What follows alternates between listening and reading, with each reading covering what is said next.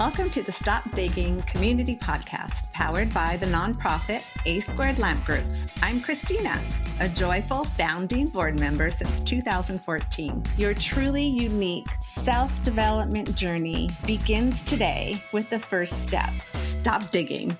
Welcome, listeners, to our next episode of the Stop Digging podcast. If you're a new listener, let me just tell you that this year's theme is global work. So we've been talking with leaders and experts and people just sharing their story about developing things globally, whether it's a holistic approach to something or an international approach to something. And I'm excited about our topic this time because we have an amazing special person, special to A² and us, a new friend for me, but one that we're going to be working with quite a bit at A². And his passion topic very much syncs with ours, and it's all about leadership and what that looks like. And I'm excited because if you have worked anywhere at any time, anywhere in your life, no matter what age, that bad leadership is bad. It can make or break your work experience, your life, your day, and even run into your family and affect that too. So we're going to be talking and just digging down into leadership. And before I introduce our guest, I always introduce a bunch of statistics because I wanted to just put some numbers around some of the topics that we're going to be talking about.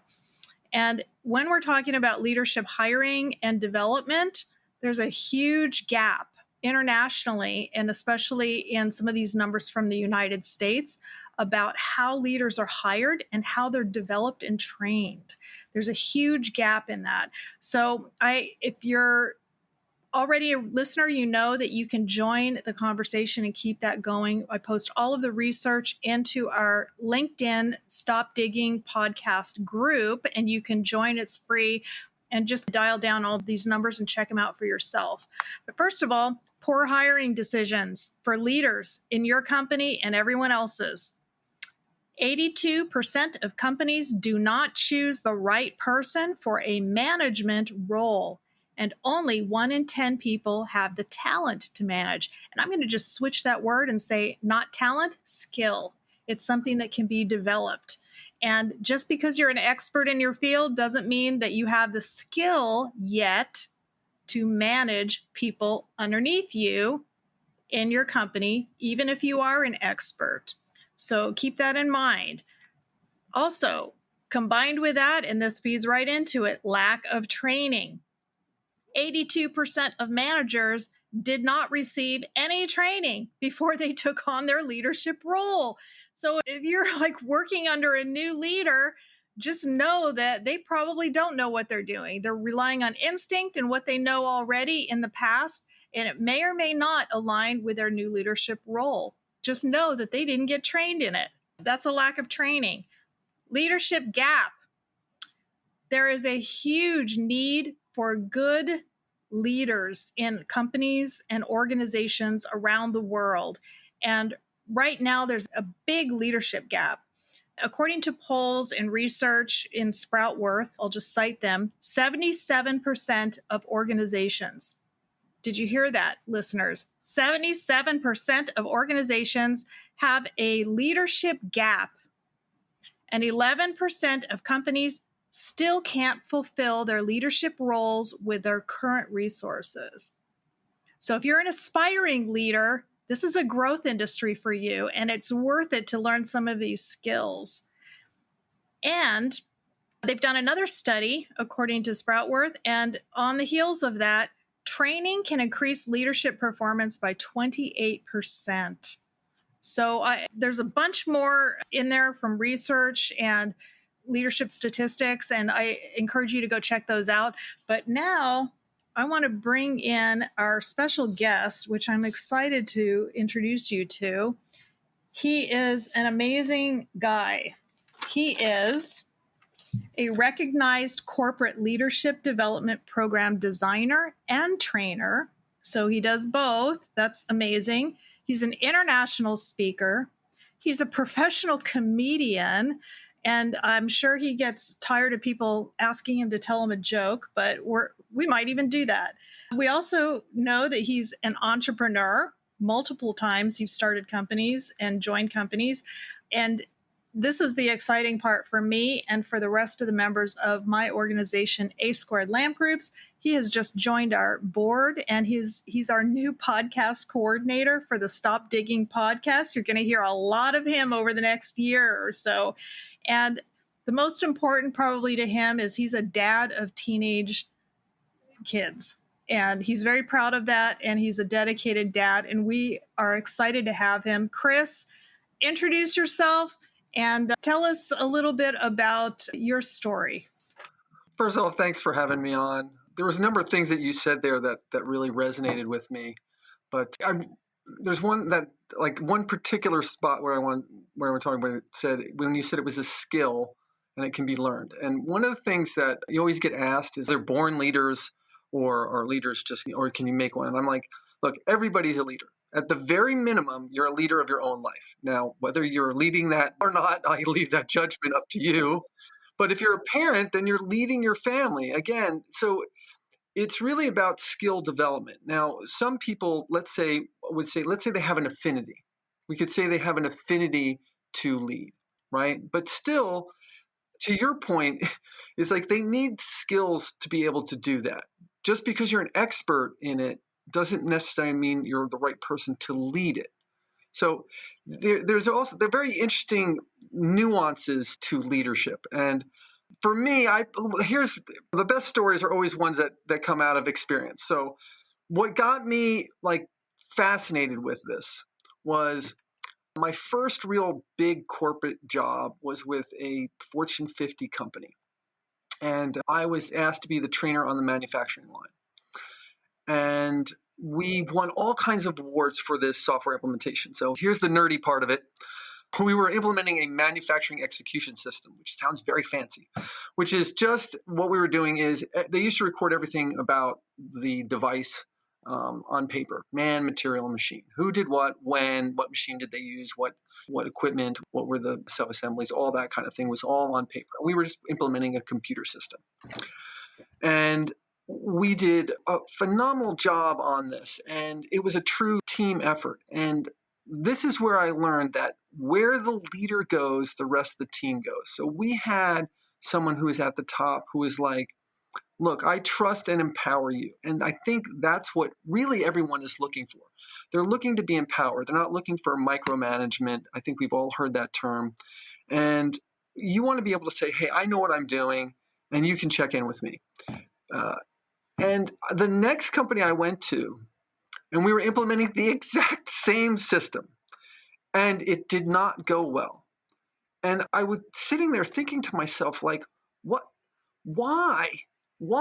It's not like there was a giant gap in the skills of who was implementing this system. And what it really came down to was the leadership. And in that company, we had a good leader. And he had that Reaganism. I'm sure you've heard of it, Susan, which is trust but verify. And I remember when I was working with him, he would come in the beginning and he would ask really tough questions and we'd answer them. And then he stopped kind of meeting with us on a regular basis. And I said to him, I said, Max, we haven't seen you in a while. What's going on? He goes, look, every time I come in and ask you questions, you guys have answers to it. So I figure you've got it handled. If you need something, you can come to me. And for me, that's a leader. Now, the opposite side of the coin, I've also experienced. And that was I was working, again, at a company, and they were actually implementing the same system, but I was working on something else. And I got cornered by my boss, and he started grilling me, and he put me in a really awkward situation, and I misspoke. And I was like, oh, I shouldn't have said it that way. It's just a normal thing. And I was in a meeting. I was in a meeting with my direct boss, and he said to me in that meeting, I said something, I tried to reframe what I had said before, and he said, that's not what you told me, and you know it. Ooh, that sounds like a gauntlet. Now, I grew up in New Jersey. Right. I'm just saying, my New Jersey Chris came out, and I'm like, well, take a breath. Because at the end of the day, I don't want to necessarily, I want to win. It's about the team winning. And me confronting him was not going to be the right thing. So in a minute, I took that breath and I said, and I walked out. I was a little emotional, I freely admit. I was a little emotional. I was upset. I don't know if anybody's going to be like being called essentially a liar in front of their peers. Nobody's going to like that. But I just said, hey, all right. And I said, what am I going to do if this ever comes up again? And to your point on skills. So what I said is I need to prepare myself for these kind of situations because this is the kind of management style he was. Now, I personally wouldn't call him a leader because he didn't inspire people, right?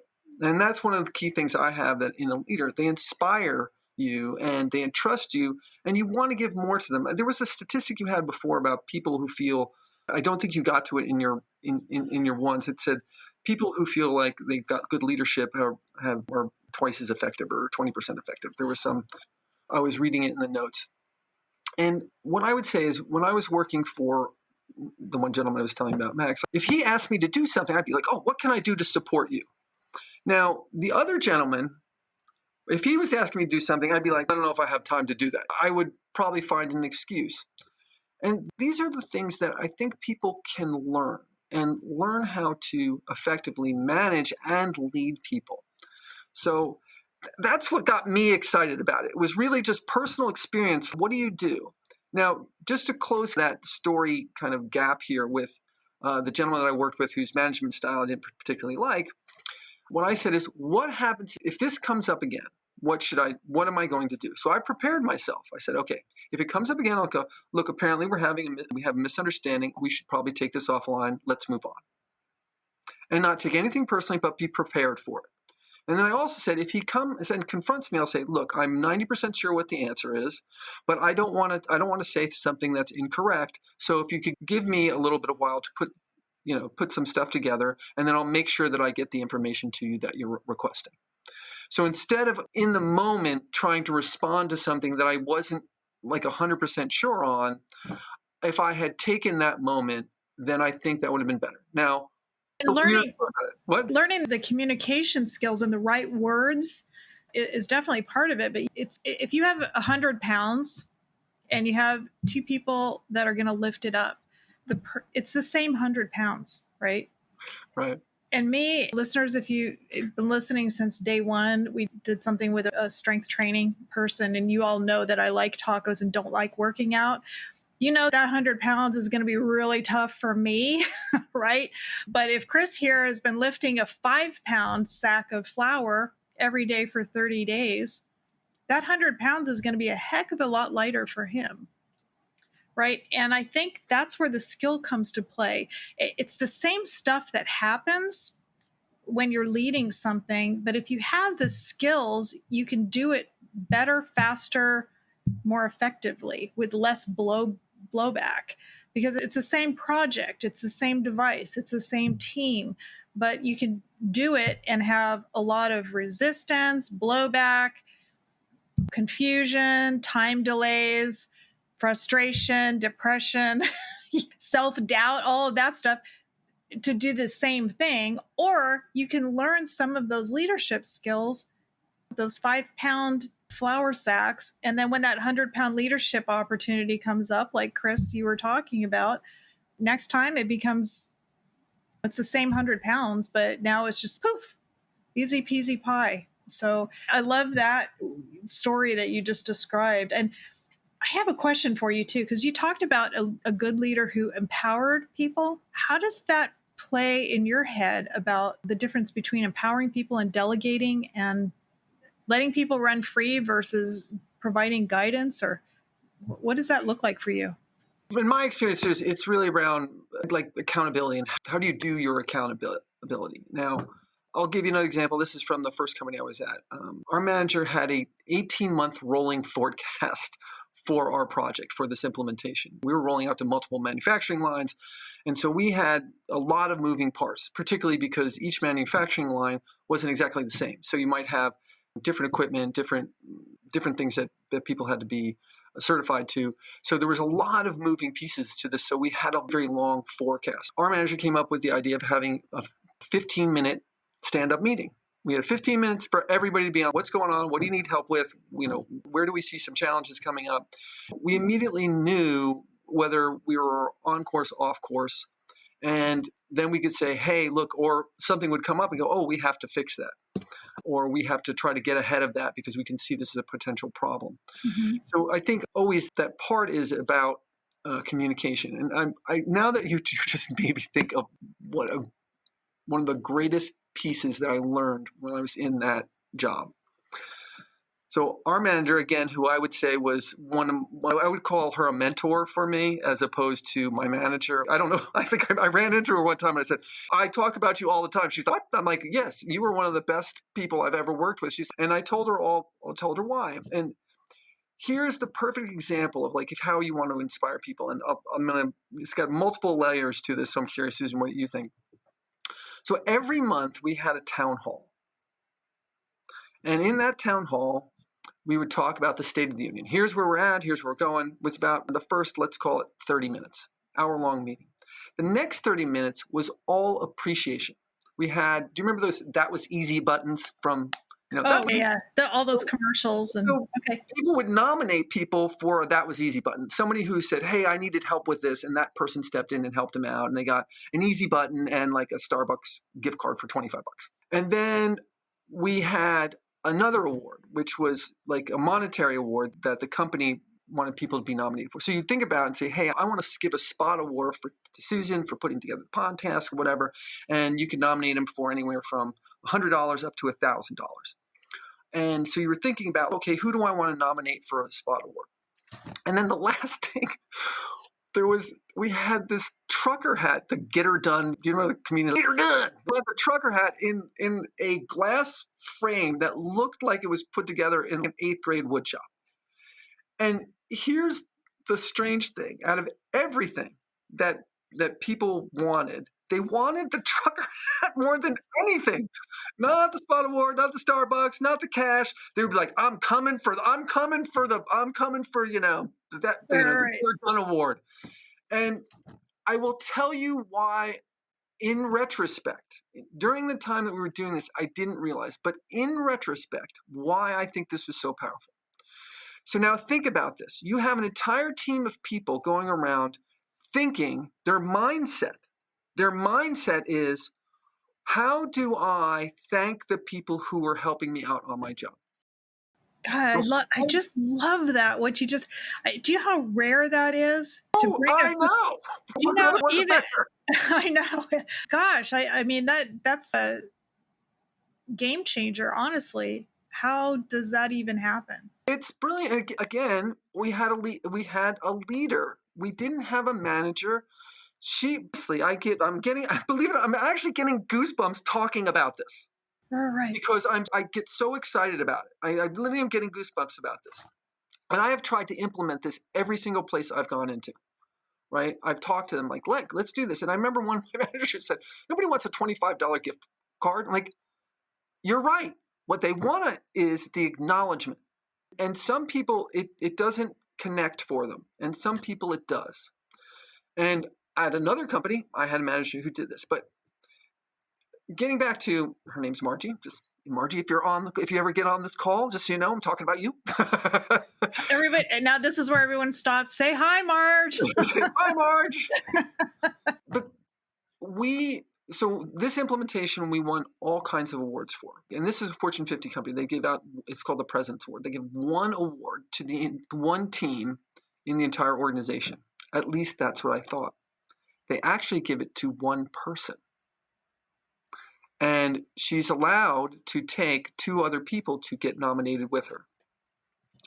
And this is a big deal. Like I said, Fortune 50 company, this is their penultima kind of award. And she said, I can't pick 2 people. If I can't give this award to everyone on my team, I don't want it.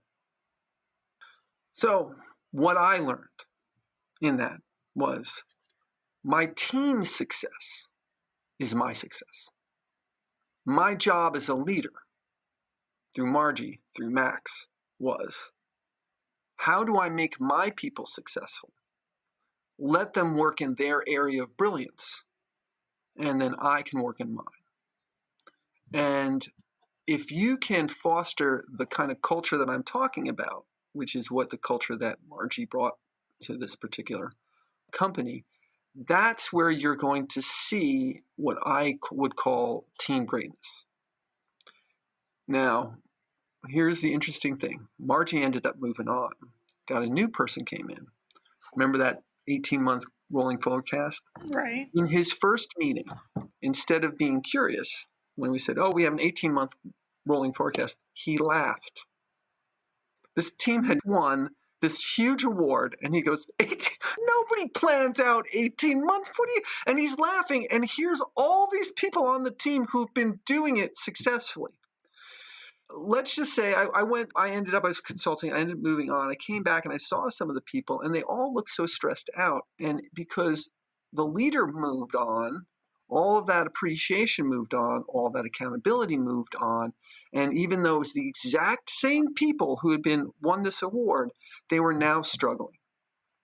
Oh, that is powerful. Honestly, this is your passion point, because when you see how a small tweak can make or break a human being, and it's part of why we started A². I worked at one point in a very toxic environment, and when you see how the same people, same job, same work, same project, same product, and yet doing it hard, doing it stressed, doing it without taking lunches, doing it taking mad lunches where you're so mad you have to run around the building 4 times, or it's just, that's a passion point. That's when you're like, somebody's got to step up and say, this is something we got to do differently. And one thing that I thought in your story that stood out very clearly is the introducing fun, not just appreciation. The people part is the pivot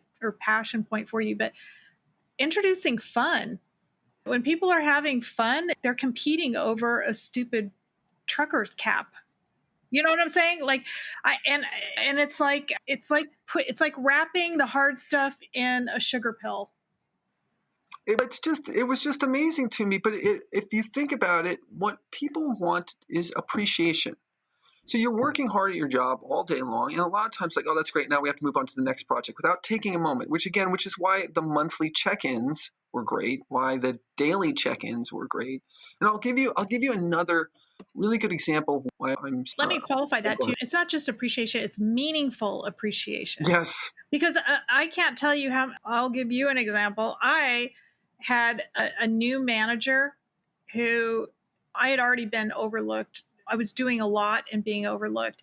And I was part of multiple women on his team, all doing different things. And he wanted to do something nice. And he got us all like these little spa packages. And I'm a spa girl. Yeah. But that was offensive for me. That was not the reward that told me that my work at work was appreciated. And I think that sometimes we confuse appreciation with reward, and the gift giving, like you said, it's not about the card. It's not about the spa package. In fact, it can have the opposite effect. Offend you and think, you know what? I'm an valuable employee. I'm not one of your girls. You know what I'm saying? I think that a lot of companies, they try to reward people with gifts that don't match what you're talking about, which is meaningful appreciation, which is what you described. I appreciate not just you, but the work you did, and here's why. That's and that was the brilliance of the monthly meetings. Think about it. You have, let's say our team was 30 people and then extended probably 60 people. You have everybody, the town hall's coming up. I'd like to nominate somebody for a spot award. I'd like to nominate somebody for this. I'd like to think like you've got an entire team of people going, how do I recognize my peers, the people I'm working with in a meaningful way? Because that's the thing. It's like, it was public, right? So the difference between hey, attaboy, and on the man, off you go, and coming and say, look, I'm nominating them for the easy button because of this specific reason. You helped me with this and this. They're getting nominated for the Spot Award and $1,000 because of the help that they did on the implementation in Ireland. And they're getting recognized publicly. And for our overall overachiever for the month is this person because they helped out with X, Y, and Z. And everybody going, yeah, that was important for us to have that done. And so it's that talk, like you never want to criticize people in public, right? So remember that story I was saying about the boss in public, you take if you're truly a leader, in my opinion, what you're going to do is you're going to look at it as a learning opportunity for someone. Say, look, I just want to talk to you about something. If I was in his position, let's flip it. Say I was in his position. I would go, that's not exactly what he said before. So let me take a note down and follow up with him.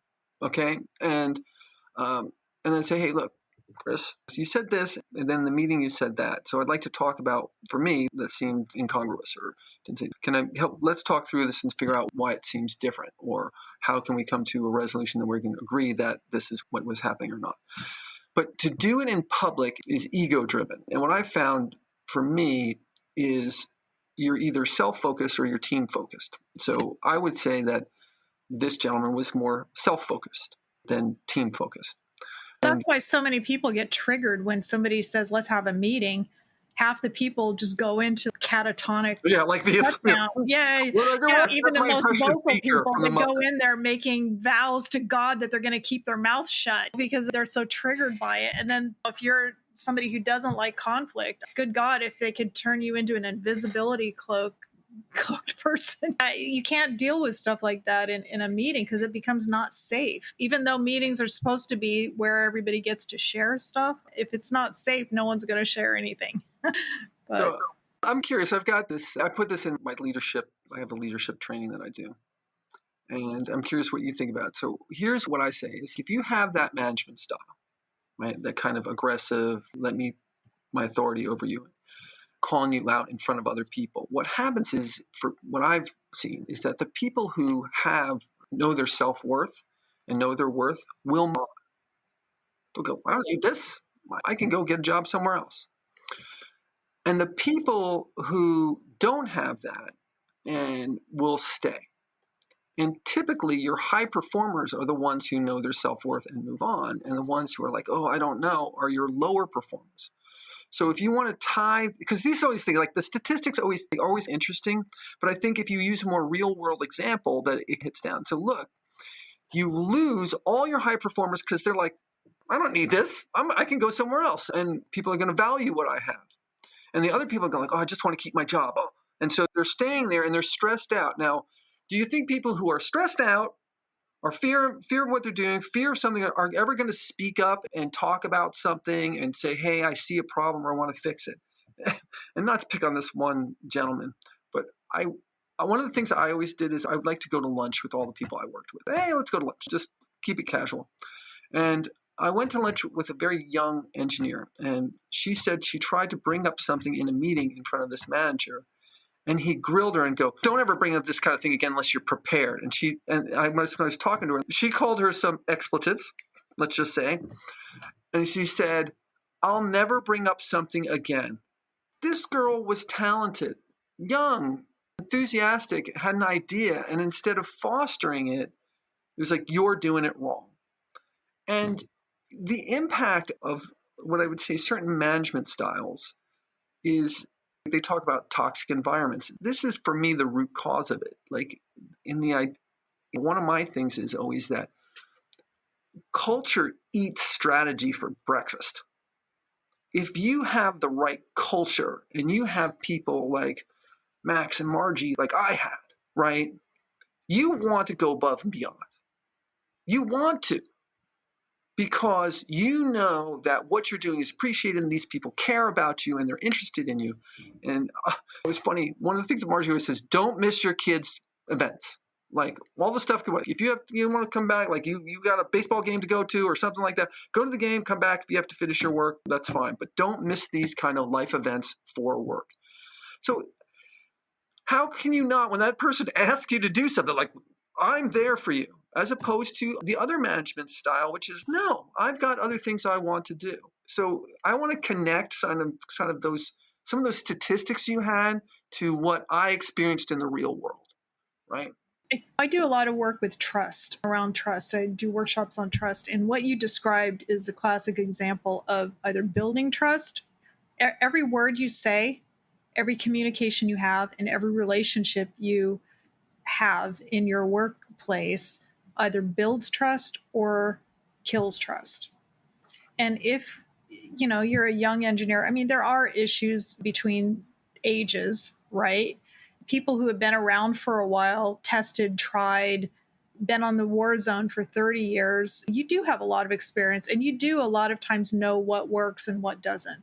Best practices. That is true, but there's an element of humility that allows you to allow a younger person with all of their passion, even though their idea may sound similar to something in the past, your past, that didn't work. Listen to it. It might arise in a new way and be workable. So leaving a level of humility could have saved that experience for that young engineer to have a voice and even to explore it further, because maybe she was wrong, who knows, but she didn't even get that opportunity. Hello, friends. Thanks for listening.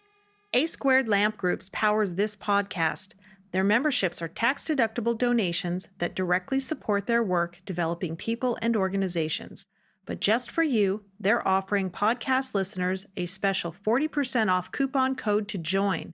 Your benefits as a member include additional resources, perks, and access that you can use all year, including an additional 30 minutes of bonus podcast content for every episode. Simply use the code 4listeners at checkout. That's the number 4, all caps, listeners at checkout.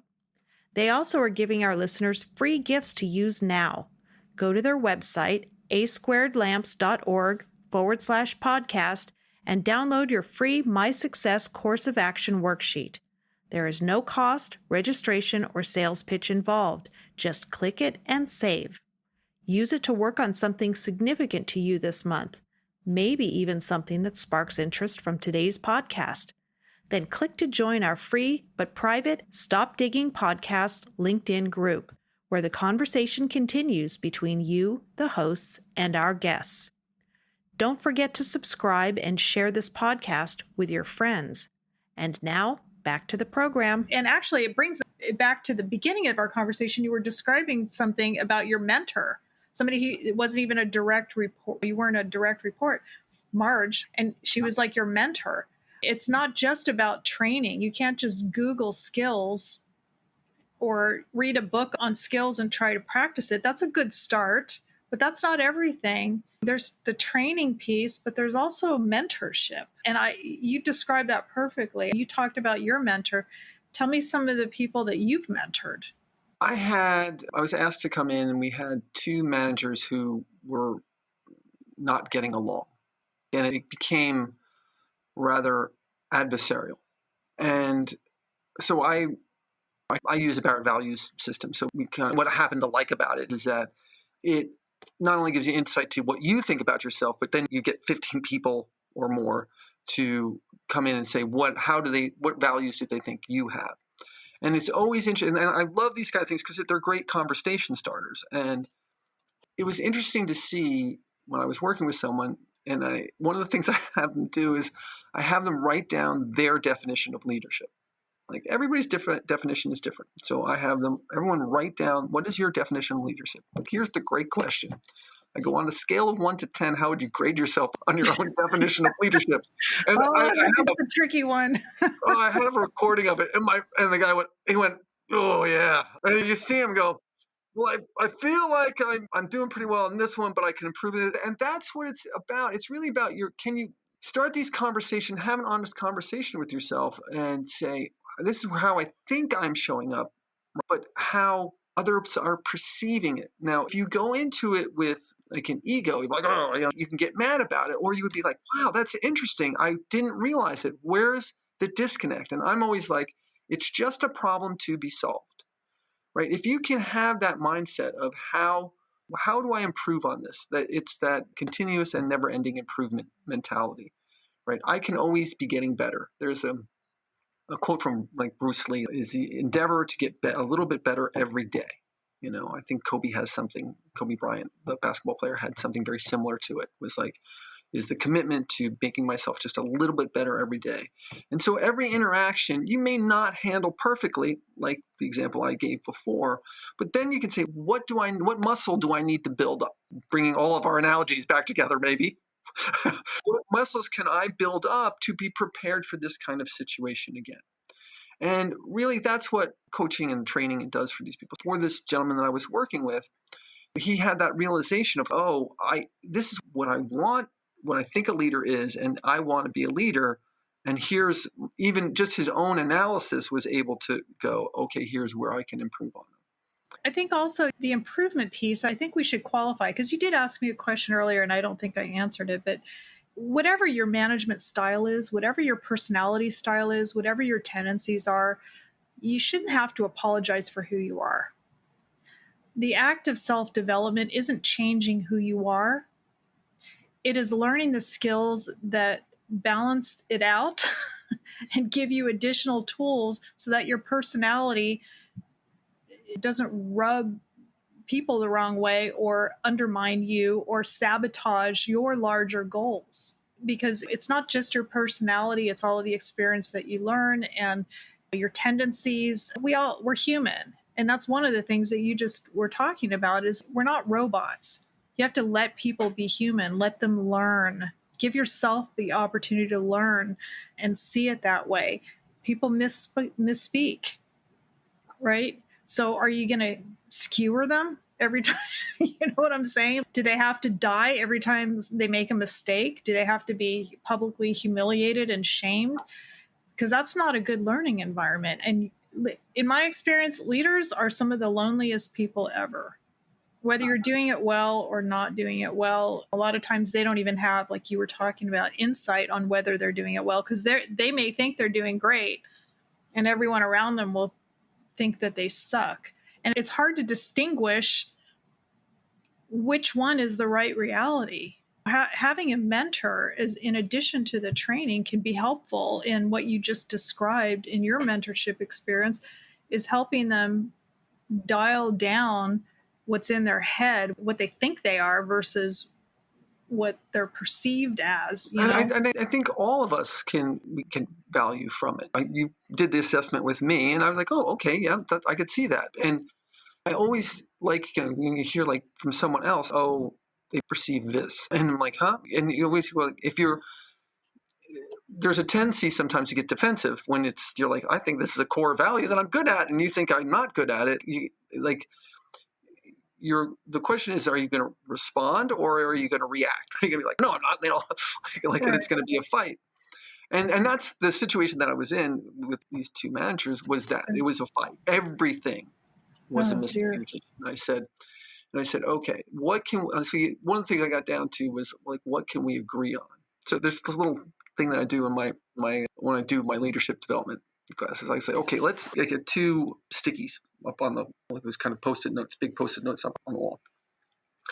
And I ask everybody to say, what are some of the qualities just of a great leader? Okay. And what are some of the qualities of a not so great leader? And I have them all. This person is this, and we just put all the stickies up on the board, right?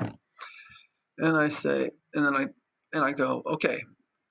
And I say, so what we're going to do is we're going to learn from this one and focus on this one. And I take the one that has all the crappy things on them and I crumple them up and I throw it in the corner. I go, we're not thinking about that anymore because we're focused on these things. This is what we want and we're aspiring to do. This is what we want to do. And what I normally do is I have them write it down on a piece of paper also while they're doing it, write it down. I have them write down both 2 sheets of paper. And I say, now I want you to crumple up your crummy ones and I want you to throw them in the corner because that's not what we're thinking about. We're thinking about how do we move from there to here, right? How do we achieve this as leaders? And I like that because it's a physical thing of throw this away. This is not who we want to be. We are going to focus on this piece of it, on how do we become better? What do we do to become better? What are the things we do? And I have all these little cheat codes that I use. I had when I was putting in a very technical training in for a medical device company. And I actually went and spoke with the manager and I said, look, you have an opportunity everyone who's going to be touching the quality system, which is almost everybody at a med device company, is going to have to take this class.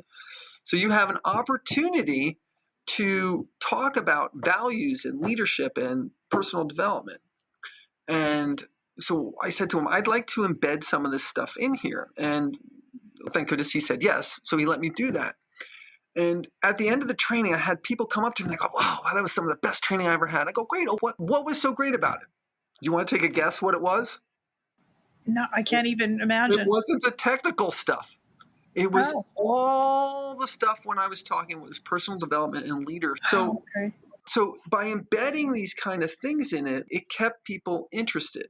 I think there's need's not the right word. I'd say a desire, a craving for people to have, look, I had a class that was 4 hours long. It's super technical, right?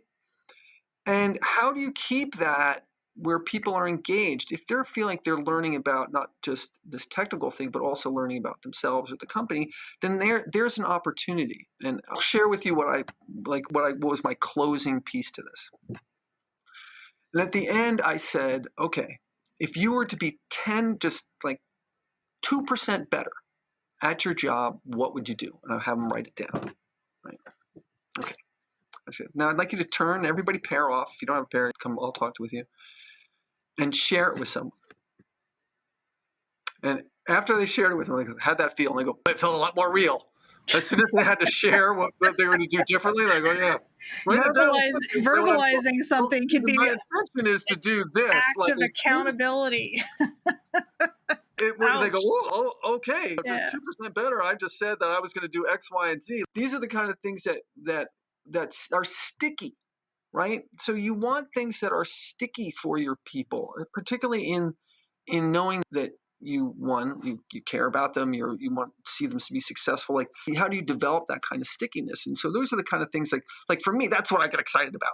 How do I do this? How can I incorporate that and make sure that I'm getting people buying into this new initiative?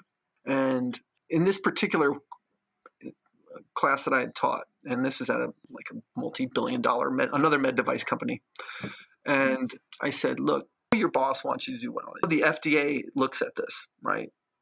I'm gonna tell you why you should want to get good at this. I said, if you get good at what I'm going to teach you today, you are going to be a more valuable employee.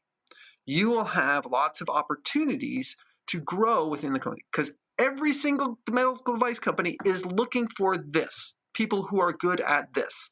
So I'm going to say, look, I encourage you, not for your boss, not for the FDA, but for yourself, to pay attention and want to get good at this, because it's good for you in your career growth. And the more valuable you are, the more opportunities that you're going to have. That is the exact reason why A² even exists, is the practice of self-development, professional development, is an act of courage to know who you are, know your value, appreciate your own value, and grow it. And yeah, that's a different trajectory. Not everybody who's in a job treats it as their career, but whatever you do and whatever you develop, you can take it anywhere. So I love that. We've been talking a lot, especially a lot of your stories, they've been talking about good versus bad leadership. I'm wondering if we could take it a step further and just talk about, for you, how would you define good leadership and great leadership? Is there a difference? Yeah, absolutely. The first one for me is in my definition, I talk about is a great leader inspires people to a shared vision or goal. It's pretty straightforward. Like, we have something that we want to achieve together, right? And as we all are successful at that, then we're all boats rise with the tide. Like, we're all going to do well. And for me, that's what leadership is. It's that inspirational people. They inspire, they empower, they encourage people to be their best in the achievement of that goal. So for me, that's next level, right? And the other piece to it for that is ones who want to give other people an opportunity to and become leaders, who recognize and give opportunities for it. So now that you know me, you know I'm going to tell a story. Margie. We love your stories. I was on the manufacturing line. Marge is the base of all your stories today. It We is. love Well, I Marge. have other ones, but some of them aren't as good. I'm going to have to tag Margie. Maybe we'll bring Marge I'm going to be back talking on our about you quite a bit show. in this one. But I was on the manufacturing line, and my role was corporate trainer, right? Like I was the lead trainer. And at that time, this is before smartphones, and you could play Clash Royale and video games and doom scroll. So I was on the manufacturing line, and I'm in general just a curious person. I wanted to learn because that wasn't my background, was manufacturing. I was an environmental engineer.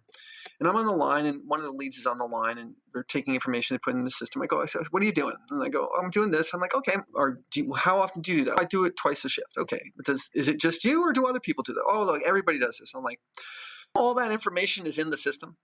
So if I were able to talk to our software engineers and get you a report, would that be valuable for you? Like, oh yeah, that'd be great.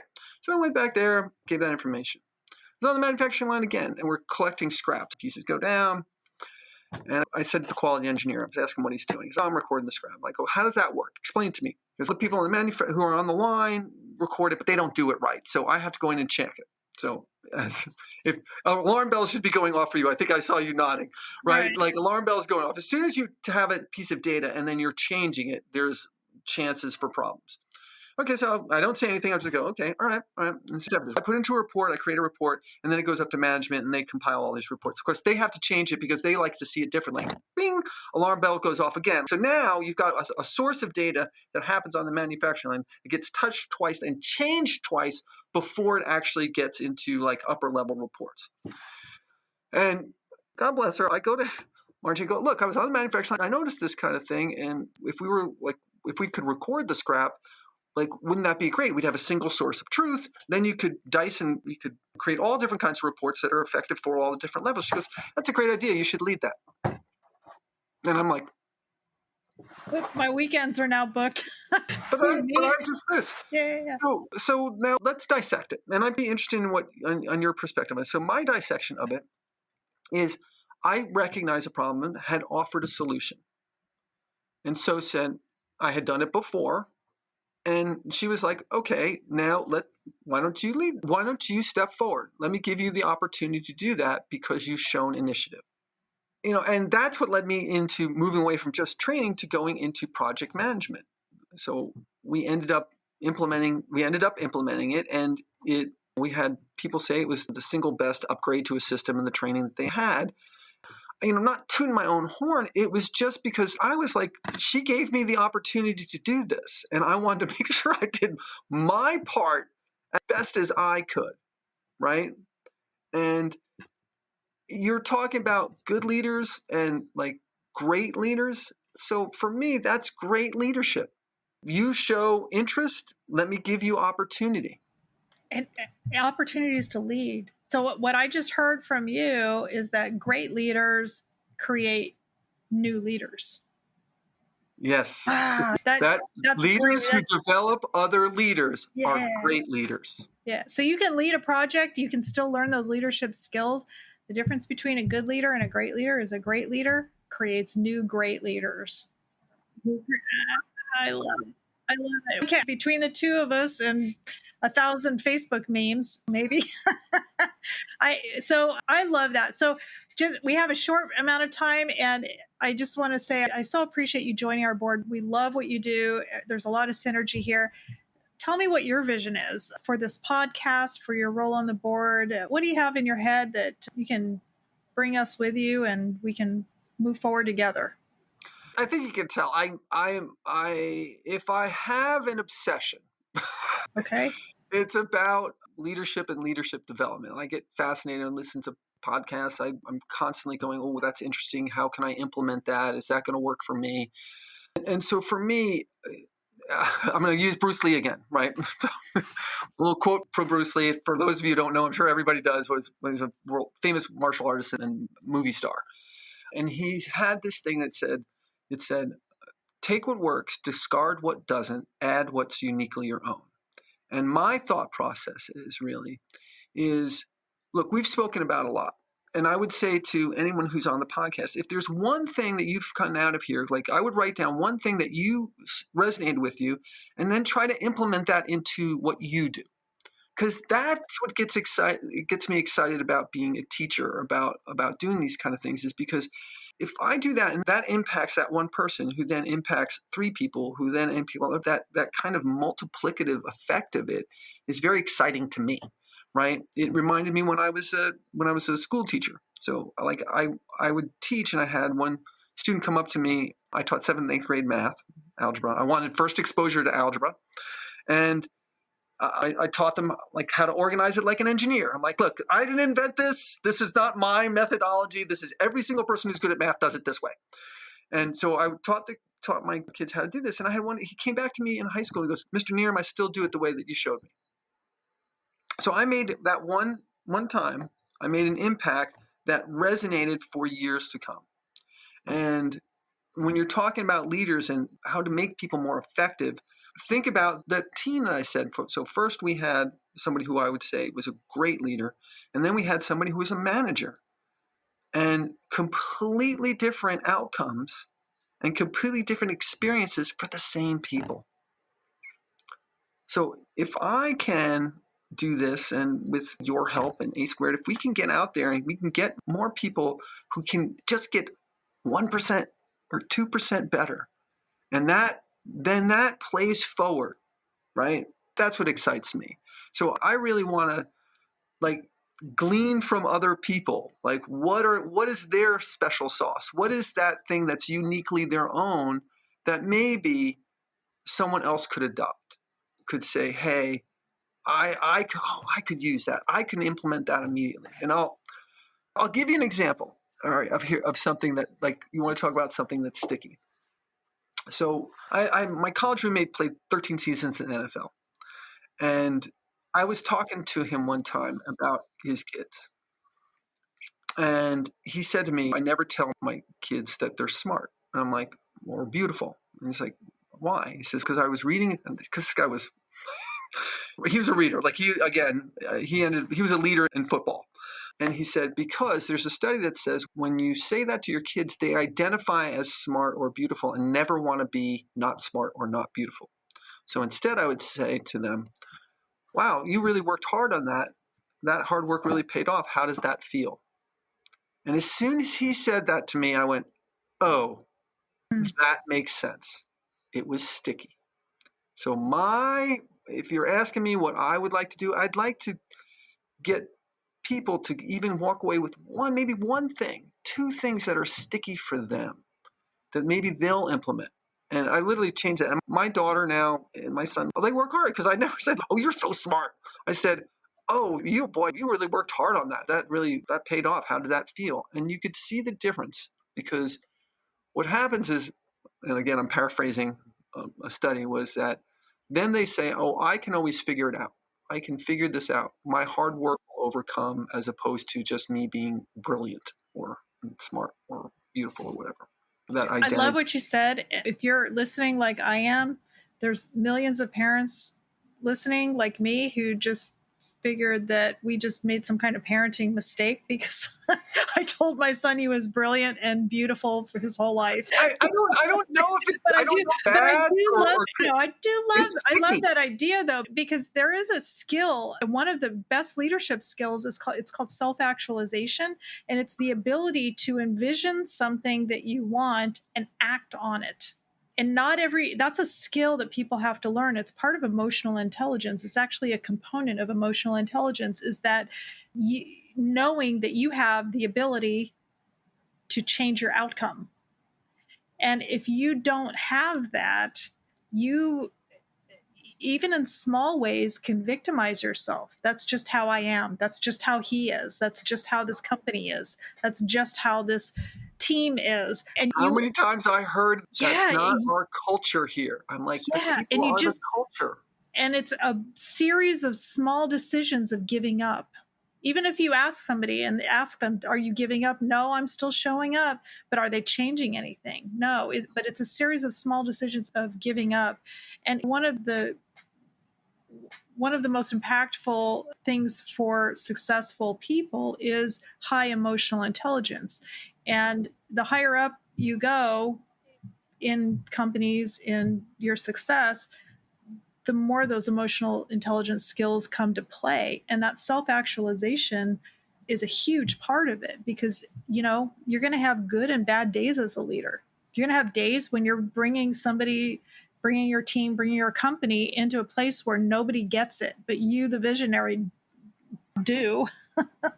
And you're trying to bring them to that next place and nobody sees it. And it can be hard. And if you don't know for sure that you can act and get through that day, that month, that year, that 18-month evaluation where you have to keep it together until people get it, that's hard. So what you described right there, even if you're beautiful, even if you're smart and brilliant, what you described is a skill building practice that we can all use for sure. And to lube it up, in all honesty, it's not like I never said my kids were beautiful or smart, but I made sure that I also included that the hard work was paying off, because I am a parent and you love your kids and you want to tell your daughter that she's beautiful and that they're smart. But I was like, oh, and whenever I said it, I was just like, I'd say, yeah, but boy, you had to work hard to make that happen. There's a balance. It's not either. I don't think it's either or, but it certainly is a potential add-on. Let's put it that way. So I know we're running over a little bit in time, but let me ask you this, because I just had a curiosity that passed through me with all of the stuff that we've been talking about. And I just love it. It's been really cool.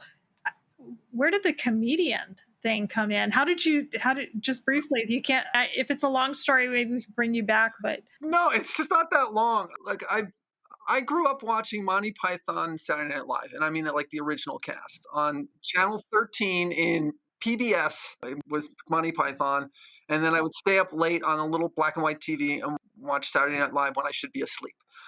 And I just loved it. But I was very good at math and science. My parents were like, "Oh, you're so smart. You're always so smart. You should be an engineer." And but my personality wasn't that. But as a middle child, I didn't want to do what my parents say. And I just, at that time, I don't think I had the strength to really say, Mom, look, I understand I'm good at this, but I'd rather do this, right? At that point, I didn't have that confidence in myself to talk to my parents that way. And so I went and I got my degree in engineering and I got through it. And I was like, all right, I can do this. And I had my first job. And I ruptured my Achilles tendon playing football, and I had to go to work, and it was the winter, and I had like crutches, and I'm like, and somebody else had to drive me to work, and it was dark, so it's a winter, so it's short days. I'm like, crutch to my thing, it's dark. I had a little window, it was dark, and I watched the sun rise from my cubicle, and I watched the sun set from my cubicle. Like back of my crutches, back of the car, the guy would drive me home, and I just sat there, and I'm like, and one day I'm sitting in my cubicle, like, is this what I want to do? I can do it. But I'm not excited about it. Like I don't get excited about what I'm doing. And so I said, okay, let me look at what are people doing 5 years down the road? Is that what I want to do? Because one of the definitions of integrity is be able to sacrifice what you want now for what you want eventually. And I said, 5 years down the road, no. 10 years down the road, no. 20 years down the road, no. Why am I here? And I quit to become a stand-up comic in New York because I've always loved comedy. And you would think somebody who's left brain logical would keep their day job and then continue to be an engineer. But I'm one of these, like, I'm either doing it or I'm not doing it kind of people. So I ended up quitting. Everybody has their own path to get to the same job. So there's no judgment here for sure. I love hearing people's stories of why they do what they do from work or play. And actually last year I met my cousin in New York and spent some time at a comedy club meeting some comics backstage, and I will admit I was a heckler. I'll just say that straight up.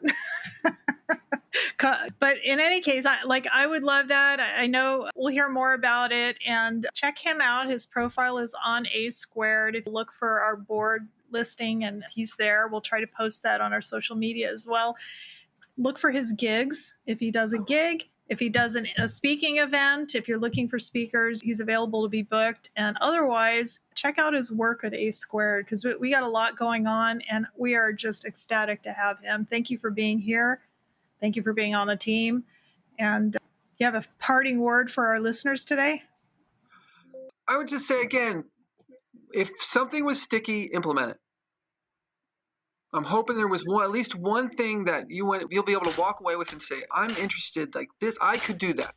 And that's really what I want. Thank you so much for being here, Chris. I appreciate it. And I'll see you in a couple weeks. A week? I don't know. We'll see. Anyway, thank you so much. And listeners, join us. Keep the conversation going. If you've got that 2% you want to share or a resource that you want to share, go into our LinkedIn Stop Digging group, and we'd love to hear from you and read that. So thank you so much. Hi, this is Chris, podcast team coordinator for A² Lamp Groups. Thank you for listening and subscribing to the Stop Digging Community Podcast. Keep the conversation going. Search for the Stop Digging group on LinkedIn, and don't miss out on our next episode.